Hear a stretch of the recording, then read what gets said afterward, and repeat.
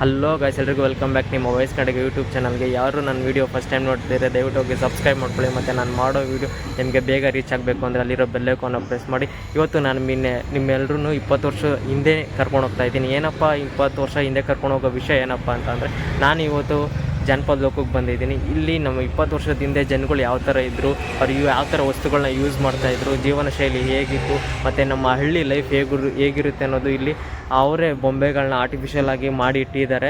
ಅದನ್ನೆಲ್ಲ ನೋಡ್ಕೊಂಬರೋಣ. ಮತ್ತು ತುಂಬ ವಸ್ತುಗಳನ್ನ ಇದನ್ನು ಮ್ಯೂಸಿಯಮ್ ಅಂತಲೂ ಕರಿಬೋದು. ಒಂಥರ ಮೈಂಡ್ ಫ್ರೆಶ್ ಆಗುತ್ತೆ. ಈ ವಿಡಿಯೋ ನೋಡ್ತಾ ಇರಿ, ನಿಮಗೆ ಪಕ್ಕ ಇಂಟ್ರೆಸ್ಟಿಂಗ್ ಆಗಿರುತ್ತೆ.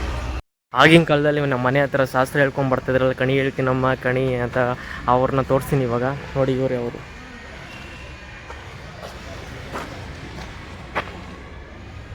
ಮತ್ತು ಇಲ್ಲಿ ಇವರು ಜಗಲಿಗೆ ಅಂತ ಹಾಕಿದ್ದಾರೆ, ಆದರೆ ನನಗೇನೋ ಟಮಟೆ ಹೊಡಿಯೋರು ಅಂತ ಕಾಣಿಸ್ತಾ ಇದ್ದಾರೆ. ಆದರೆ ಆಗಿನ ಕಾಲದಲ್ಲಿ ನಾನು ನೋಡಿಲ್ಲ. ನೋಡಿದ್ರೆ ಈ ಥರ ಬಂದರೆ ನಿಮಗೆ ಹೊಸದಾಗಿರೋದೆಲ್ಲ ಕಲಿಯೋಕ್ಕೆ ಸಿಗುತ್ತೆ. ಹೊಸದಾಗಿರೋದು ನೋಡ್ಬೋದು. ಆಗಿನ ಕಾಲದಲ್ಲಿ ಹಿಂಗೆ ತಿಳ್ಕೊಬೋದು. ನಾನು ಇವಾಗ ನೋಡ್ತಾರೆ ಜಗಲಿಗೆ ಅಂತ ಹಾಕಿದ್ದಾರೆ. ಮಾಮೂಲಿ ಏನು ಫೆಸ್ಟಿವಲ್ ಸೆಲೆಬ್ರೇಟ್ ಮಾಡೋ ವ್ಯಕ್ತಿ ಆಗಿರ್ತಾರೆ. ಕುಣಿತ ಕನ್ನಡ ರಾಜ್ಯೋತ್ಸವ ಆದಾಗ ಇವ್ರನ್ನೆಲ್ಲ ಕರೆಸ್ತಾರೆ. ಮತ್ತು ಇವಾಗ ಗಣೇಶ ಹಬ್ಬ ಆದಾಗೆಲ್ಲ ಇವ್ರನ್ನೆಲ್ಲ ಕರೆಸಿ ಸೆಲೆಬ್ರೇಟ್ ಮಾಡ್ತಾರೆ. ಡೊಳ್ಳು ಕುಣಿತ ತುಂಬ ನೋಡೋಕ್ಕೆ ತುಂಬ ಇಷ್ಟ ಆಗಿರುತ್ತೆ. ಇವಾಗ ನೋಡ್ಬೋದು ಈ ಥರ ಡೊಳ್ಳು ಕುಣಿತ ಎಲ್ಲ. ಆಚೆ ಫೋಟೋ ಹಿಡಿಬಾರ್ದು ಅಂತ ಹಾಕಿದ್ದಾರೆ, ಆದರೂ ಇಲ್ಲಿವರೆಗೂ ಏನಿಗೆ ಬಂದಿದ್ದೀನಿ. ಬನ್ನಿ ನೋಡೋಣ, ನೋಡ್ಕೊಂಡು ಬಿಡೋಣ ಏನಾಗುತ್ತೆ. ಫೋಟೋ ಮಾಡೋದು ವೀಡಿಯೋನೇ ಮಾಡ್ತಾಯಿದ್ದೀನಿ, ಬನ್ನಿ ನೋಡ್ಕೊಂಡು ಬರೋಣ.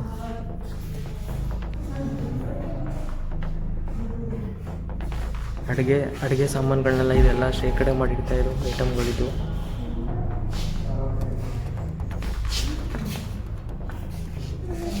ಸರ್ವಿಂಗ್ ಬೌಲ್ಸ್, ಆವಾಗ ಸಾಂಬಾರು ಅದು ಇದು ಏನಾದ್ರು ಬೇಕು ಅಂತಂದರೆ ಹಾಕ್ಕೊಂಡು ಯೂಸ್ ಮಾಡೋ ಐಟಮ್ಸ್ಗಳಿದು.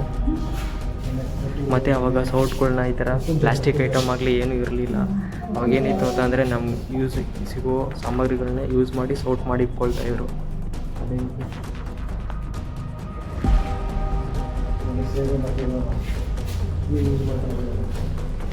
ತೆಂಗಿನ ಚಿಪ್ಪಲ್ಲೇ ಸೌಟ್ ಮಾಡಿಕೊಳ್ತಾಯಿದ್ರು.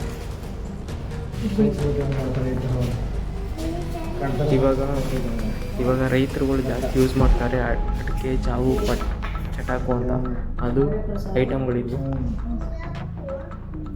ನಮ್ಮ ಮನೇಲಿ ಇದು ಚಿಕ್ಕದಾಗಿದೆ, ಯಾಕಂದರೆ ನಮ್ಮ ಅಜ್ಜಿ ಎಣ್ಣೆ ಬಿಡ್ತಾಯಿದ್ರು, ಅದು ಚೆನ್ನಾಗಿರುತ್ತೆ. ಮತ್ತು ಇದು ಒಣಕೆ ಭತ್ತ ಎಲ್ಲ ಕುಟ್ಟಿ ಪುಡಿ ಮಾಡೋಕ್ಕೆ ಅವಾಗೆಲ್ಲ ಇದೇ ಯೂಸ್ ಮಾಡ್ತಾಯಿದ್ದಿದ್ದು. ಇವಾಗೆಲ್ಲ ಮೆಷಿನ್ಗೆ ಬಂದುಬಿಟ್ಟಿದೆ. ಮತ್ತು ಇದು ಸಜ್ಜಿಗೆ, ಅಂದರೆ ಶಾವಿಗೆ ಒತ್ತು ಶಾವಿಗೆ ಮಾಡುವ ಮಷಿನ್ಗಳಿದೆ. ಚೆನ್ನಾಗಿರುತ್ತೆ ನೋಡ್ಕೊಂಡು, ಯಾಕಂದರೆ ಯೂಸ್ಫುಲ್ ಆಗುತ್ತೆ. ಮತ್ತು ಮುಂದಿನ ಜನಗಳನ್ನ ಇದೆಲ್ಲ ನೋಡೋಕ್ಕೆ ಯೂಸ್ ಆಗುತ್ತೆ.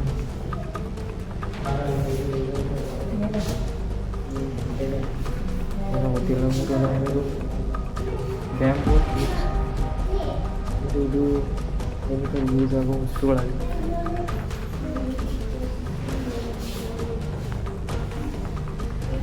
ಇದೆಲ್ಲ ಅಡುಗೆ ಮಾಡೋ ಐಟಮ್ಸ್ಗಳಿವೆ.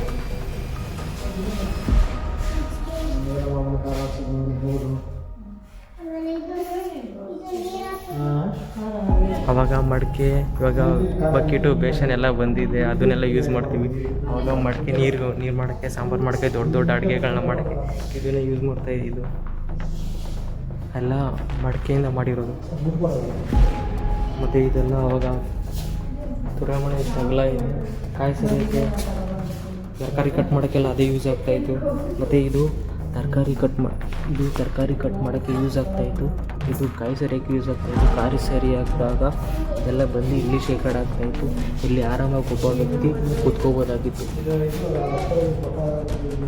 ಮತ್ತು ಇದು ಏನಪ್ಪ ಅಂತಂದರೆ, ನೀವು ಇದ್ರ ಮೇಲೆ ಆ ಮಡಿಕೆ ಐಟಮ್ನ ಇಲ್ಲಿ ಇಟ್ಬಿಟ್ಟು ಇಲ್ಲಿ ಬೆಂಕಿ ಹಾಕಿದ್ರೆ ಇಲ್ಲಿ ಒಲೆ ಥರ ಕೆಲಸ ಮಾಡ್ತಾಯಿತ್ತು. ಒಂಥರ ಗ್ಯಾಸ್ ಸಿಲಿಂಡ್ರ್ ಥರ ಕೆಲಸ ಮಾಡ್ತಾಯಿತ್ತು. ಮತ್ತು ದೊಡ್ಡ ಐಟಮು ಸಾಮಗ್ರಿಗಳನ್ನು ಶೇಖರಣೆ ಮಾಡೋವಂಥ ಇದು ಎಲ್ಲ ಬಂಬುಯಿಂದ ಮಾಡಿರೋದು. ಆವಾಗ ಹಳ್ಳಿ ಲೈಫಲ್ಲಿ ಏನೇನು ಸಿಗುತ್ತೆ ಅದನ್ನೇ ಯೂಸ್ ಮಾಡಿಕೊಂಡು ಮಾಡ್ತಾಯಿರುವಂಥ ಐಟಮ್ಗಳು ಬಂದ್ಬಿಡ್ತಾರೆ. ಯಾರಾದರೂ ಫೋಟೋ ತೆಗಿಬಾರ್ದು ಅಂತ ಹಾಕಿದ್ದಾರೆ, ಆದರೂ ವೀಡಿಯೋ ಮಾಡ್ತಾಯಿದ್ದೀನಿ, ಯಾಕಂದರೆ ನಿಮಗೆಲ್ಲ ತೋರಿಸ್ಬೇಕಲ್ಲ. ಮತ್ತು ಇದೆಲ್ಲ ಮಡಿಕೆ, ದೊಡ್ಡ ಐಟಮ್, ನೀರು, ದೊಡ್ಡ ಅಡುಗೆ ಮಾಡಿದಾಗೆಲ್ಲ ಯೂಸ್ ಮಾಡ್ಕೊಂಡು ಫಂಕ್ಷನ್ಗಳೆಲ್ಲ ಯೂಸ್ ಆಗ್ತಾಯಿತ್ತು. ಮತ್ತು ಇದು ರಾಗಿ ಕಲ್ಲುಗಳು, ಇವಾಗೆಲ್ಲ ಮಷಿನ್ ಬಂದ್ಬಿಟ್ಟಿದೆ. ಆವಾಗ ಕೈಯಲ್ಲೇ ಈ ಥರ ಎಲ್ಲ ಕೆಲಸ ಮಾಡಬೇಕಾಗಿತ್ತು. ಕೈಯಲ್ಲೇ ರಾಗಿ ಭತ್ತ ಎಲ್ಲ ಪುಡಿ ಮಾಡಿ ಅದನ್ನೇ ಮುದ್ದೆ ಮಾಡಿ ಎಲ್ಲ ಇದು ಮಾಡಬೇಕಾಗಿತ್ತು. ಅವಾಗ ದೀಪಗಳನ್ನ ನೈಟ್ ಹೊತ್ತಾದರೆ ಯಾವುದೇ ಕರೆಂಟ್ ಇರ್ತಾ ಇರಲಿಲ್ಲ. ಅವಾಗ ದೀಪಗಳನ್ನ ಇಡೋಕ್ಕೆ ಅಂತಲೇ ಒಂದು ಜಾಗ ಮಾಡಿದ್ದು, ಅದನ್ನು ಮರದಲ್ಲಿ ಮಾಡಿದರು.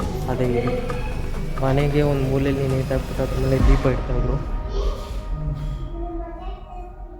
ಮತ್ತು ಮಕ್ಳುಗಳ್ದು ತೊಟ್ಲು ಅವಾಗ ನೋಡೋಕ್ಕೆ ತುಂಬ ಚೆನ್ನಾಗಿರ್ತಾಯಿತ್ತು. ಅದೇ ತೊಟ್ಲಿದು.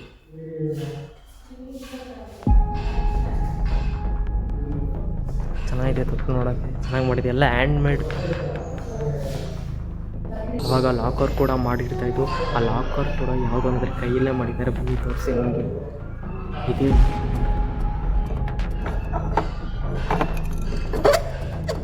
ಇದೊಂಥರ ದುಡ್ಡು ಇಡೋಕ್ಕೆ, ಹುಡುಗಿರು ಮೇಕಪ್ ಮಾಡ್ಕೊಳ್ಳೋಕ್ಕೆ ಏನು ಬೇಕು ಐಟಮ್ಸ್ಗಳನ್ನ ಅದರಲ್ಲಿ ಇಟ್ಕೋಬೇಕು. ಅದು ನೋಡೋಕ್ಕೆ ಚೆನ್ನಾಗಿದೆ. ಅದು ಇದು ಕೀ ಎಲ್ಲ ಇಟ್ಕೊಂಡಿದ್ದಾರೆ. ಮತ್ತು ಅವಾಗ ಬೀರು ಅದು ಇದು ಜಾಸ್ತಿ ಎಲ್ಲ ಇರ್ತಿಲ್ಲ. ಸೂಟ್ ಕೇಸ್ ಎಲ್ಲ ಬಂದಿದ್ದಿಲ್ಲ, ಇವಾಗೆಲ್ಲ ಎಲ್ಲ ಇಡ್ತಾ ಇರಲಿಲ್ಲ. ಅವಾಗೆ ಒಂಥರ ಒಂದು ಸೀಟ್ ಕೇಸ್ ಇತ್ತು. ಆಗಿನ ಕಾಲ ಸೂಟ್ ಕೇಸ್ ತೋರಿಸ್ತೀನಿ ಬನ್ನಿ. ಇವಾಗ ನನಗೆ ಇದು ಆಗಿನ ಕಾಲ ಸೂಟ್ ಕೇಸ್ ಇದೆಲ್ಲ.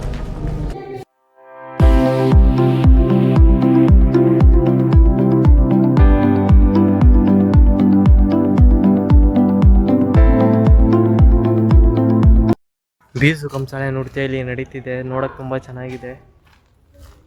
ಇದನ್ನೆಲ್ಲ ಮಾದೇಶ್ವರಂಗೋಸ್ಕರ ಮಾಡ್ತಾರೆ. ಮತ್ತು ಅದನ್ನು ಅವ್ರು ಹೇಳೋ ಪದಗಳು, ಅವ್ರು ಆಡೋ ನುಡಿಗಳು ತುಂಬ ಚೆನ್ನಾಗಿರುತ್ತೆ. ಸಾಂಗ್ ಅಂತೂ ಸಖತ್ತಾಗಿರುತ್ತೆ. ಮಾದೇಶ್ವರ ಯಾರು ಮನೆ ಕರೆಸಿದಾಗ ಅಲ್ಲಿ ಹೋಗಿ ಜಪ ಮಾಡಿದ್ರೆ, ಭಜನೆ ಮಾಡಿದ್ರೆ ತುಂಬ ಚೆನ್ನಾಗಿರುತ್ತೆ. ಮತ್ತು ಇಲ್ಲಿ ಈಗ ಎಲ್ಲರೂ ಲ್ಯಾಂಬೋರ್ಗಿನಿ, ಟಾಟಾ, ಮಹೀಂದ್ರ ಅದೆಲ್ಲ ಇಟ್ಕೊಂಡು ಓಡಾಡ್ತಾರಲ್ಲ. ಆದರೆ ಅವಾಗ ಯಾರ ಹತ್ರ ಎತ್ತಿನ ಗಾಡಿ ಇರುತ್ತೋ ಅವರೇ ರಾಜ ಅಂತ ಬದುಕ್ತಾಯಿದ್ರು. ಅದೇ ಎತ್ತಿನ ಗಾಡಿ ಇದು. ಯಾವುದೇ ಊರಲ್ಲಿ ಜಾತ್ರೆ ಆದಾಗ ಆ ಊರಿಗೆ ಮುಖ್ಯವಾದ ಮೂಲದೇವತೆ ಅನ್ನೋರು ಇದ್ದೇ ಇರ್ತಾರೆ. ಎಲ್ಲ ಊರುಗಳಲ್ಲೂ ಒಂದು ಕರ್ಗ ಅಂತ ನಡೆಯುತ್ತೆ. ಆ ಕರ್ಗನೆಲ್ಲ ರೆಪ್ರೆಸೆಂಟ್ ಮಾಡೋ ಒಂದು ಕಲೆ ಇಲ್ಲಿದೆ. ಅದೇ ಈ ಕರ್ಗ ದೇವರು. ಈಗ ಎಲ್ಲರೂ ಗಿರಿಜನ ಲೋಕಕ್ಕೆ ಹೋಗೋಣ. ಗಿರಿಜನ ಲೋಕ ಅಂತ ಅಂದರೆ ಆಗಿನ ಕಾಡು ಜನರುಗಳು ಯಾವ ಥರ ಬದುಕ್ತಾಯಿದ್ರು ಅನ್ನೋದು ಇಲ್ಲಿ ತೋರಿಸಿದ್ದಾರೆ. ಬನ್ನಿ ನೋಡ್ಕೊಬರೋಣ. ಅಂತೂ ಇಂತೂ ಗಿರಿಜನ ಲೋಕಕ್ಕೆ ಬಂದು ಆನೆನ ಸಾಕಿ ಪಳಗಿಸ್ತಾ ಇದ್ದಂಥ ಮಾವುತ ಇವರು. ಆನೆಗೆ ಎಷ್ಟು ಪವರ್ ಇರುತ್ತಂತೆ, ಒಂದು ಟ್ರಕ್ಕಿಗೆ ಎಷ್ಟು ಪವರ್ ಇರುತ್ತೋ ಆನೆಗೆ ಅಷ್ಟೇ ಪವರ್ ಇರುತ್ತೆ. ಅದಕ್ಕೋಸ್ಕರ ಆನೆನ ತುಂಬ ಯೂಸ್ ಮಾಡ್ಕೊಳ್ತಾಯಿದ್ರು. ಇವಾಗ ಯೂಸ್ ಮಾಡ್ಕೊಳ್ತಾರೆ. ಮತ್ತು ಇವಾಗ ನಾವು ಹುಷಾರಿಲ್ಲ ಅಂತಂದರೆ ಹಾಸ್ಪಿಟ್ಲಿಗೆ ಹೋಗ್ತೀವಿ. ಚಳಿ ಆದರೆ ಸ್ವೆಟ್ರು, ಬಟ್ಟೆ ಅದು ಇದು ಒಂದು ಉಲ್ಲನ್ ಕಾಲ್ಸ್ಗಳು ಬರುತ್ತೆ, ಅದನ್ನೆಲ್ಲ ಹಾಕ್ಕೋತೀವಿ. ಆದರೆ ಆಗಿನ ಕಾಲದಲ್ಲಿ ಏನು ಮಾಡ್ತಾಯಿತ್ತು ಅಂದರೆ ಚಳಿ ಆದಾಗ ಈ ಥರ ಕೆಂಡ ಹಾಕಿ ಬೆಂಕಿ ಹಾಕಿ ಮೈ ಕಾಯಿಸ್ಕೊತಾಯಿದ್ರು. ಅದಕ್ಕೋಸ್ಕರ ಅವ್ರ ಬಾಡಿ ಫುಲ್ಲು ಹೀಟಾಗಿ ಆ ಟೆಂಪ್ರೇಚರ್ಗೆ ಮೇಂಟೈನ್ ಆಗ್ತಾಯಿತ್ತು. ಇವಾಗ ಹಂಗೆ ಮನೆಗೆ ಹೋಗ್ತಾ ಇದ್ದೀವಿ, ಕಾಡು ಜನರು ಮನೆಗೆ.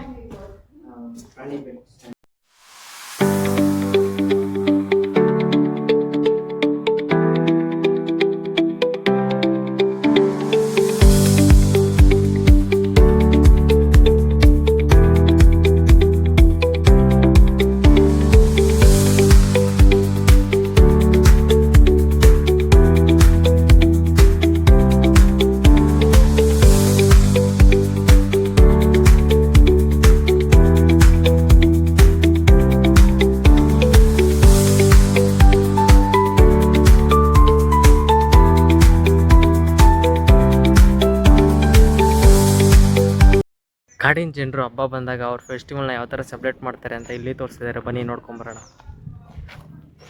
ಅಜ್ಜಿ ಇದ್ದಾರೆ, ಅಮ್ಮ ಮಗ ಇದ್ದಾರೆ. ಆಮೇಲೆ ಇಲ್ಲೂ ಅಜ್ಜಿ ಅವ್ರ ತಂಗಿ ಇದ್ದಾರೆ. ಅಣ್ಣ ಯಾಕೋ ಚಡ್ಡಿನೇ ಹಾಕ್ಕೊಂಡಿಲ್ಲಪ್ಪ. ಮತ್ತು ಇಲ್ಲಿ ಎಲ್ಲ ಕೊಡ್ತಾ ಇದ್ದಾರೆ. ಒಳಗಡೆ ಹೋಗೋಣ. ಸೇಮ್ ಕಾಡಿನ ಮನೆ ಈ ಥರ ಇದೆ ಅಂತ ಇವಾಗಲೇ ನೋಡ್ತಾ ಇರೋದು ನಾನು. ಅವಾಗ ಹಳ್ಳಿ ಕಡೆಯೂ ಎಲ್ಲ ಇದೇ ಥರ ಇರ್ತಾಯಿದ್ದು. ಮತ್ತು ಕಾಡಿನ ಜನಗಳು ಯಾವ ಥರ ಫೆಸ್ಟಿವಲ್ ಮಾಡಿಸ್ತಾರೆ ಅದೆಲ್ಲ ತೋರಿಸಿದ್ದಾರೆ. ಫುಲ್ ಟಮಟೆ ಹೊಡ್ಕೊಂಡು ಡ್ಯಾನ್ಸ್ ಆಡಿಕೊಂಡು ಆವಾಗ ಇದ್ದಿದ್ದು ಲೈಫೇ ಬೇರೆ. ಒಬ್ಬರು ನೋಡಿ, ಮೊನ್ನೆ ಒಳಗಡೆ ಬಂದರೆ ಆಚೆ ಕಡೆ ಎಷ್ಟು ಬಿಸಿಲಿದೆ ಅಂತಂದರೆ ಸಖತ್ ಬಿಸಿಲಿದೆ. ಆದರೆ ಇದು ಒಳಗಡೆ ಬಂದರೆ ತೆಂಪಾಗೆ ಒಂಥರ ಇಲ್ಲೇ ಮಲ್ಕೊಬಿಟ್ರೆ ಒಳ್ಳೆ ನಿದ್ದೆ ಬರುತ್ತೆ ಅಂತ. ಒಳ್ಳೆ ನಿದ್ದೆ ಬರೋದಿನಿ ಆರಾಮಾಗಿ ಒಂದು 4-5 ಅವರ್ ಮಲ್ಕೊಂಡು ಹೋಗ್ಬಿಡ್ಬೋದು. ಯಾರು ಕೇಳಲ್ಲ ಮಲ್ಕೊಂಡ್ರು. ನಾನು ಟಿಕೆಟ್ ಕೊಟ್ಟಿರ್ತೀವಲ್ಲ 5:30ವರೆಗೂ ಏನು ಬೇಕಾದ್ರೂ ಮಾಡ್ಕೋಬೋದು. ಮತ್ತು ಇಲ್ಲಿ ಫೆಸ್ಟಿವಲ್ನ ಹೇಳ್ಕೊಂಡಿರೋ ಥರ ಎಂಜಾಯ್ ಮಾಡ್ತಿದ್ದಾರೆ ಎಲ್ಲರೂ. ಅಂಟಿದ್ದೀರೆಲ್ಲ ಡ್ಯಾನ್ಸ್ ಮಾಡ್ಕೊಂಡು ಫುಲ್ ಎಂಜಾಯ್ ಮಾಡ್ತಾವ್ರೆ. ನಾವು ಇಲ್ಲೆಲ್ಲ ನೋಡ್ಕೊಂಡು ಎಂಜಾಯ್ ಮಾಡ್ತಾಯಿದ್ದೀವಿ. ಬನ್ನಿ ಇನ್ನೂ ನೋಡೋಣ.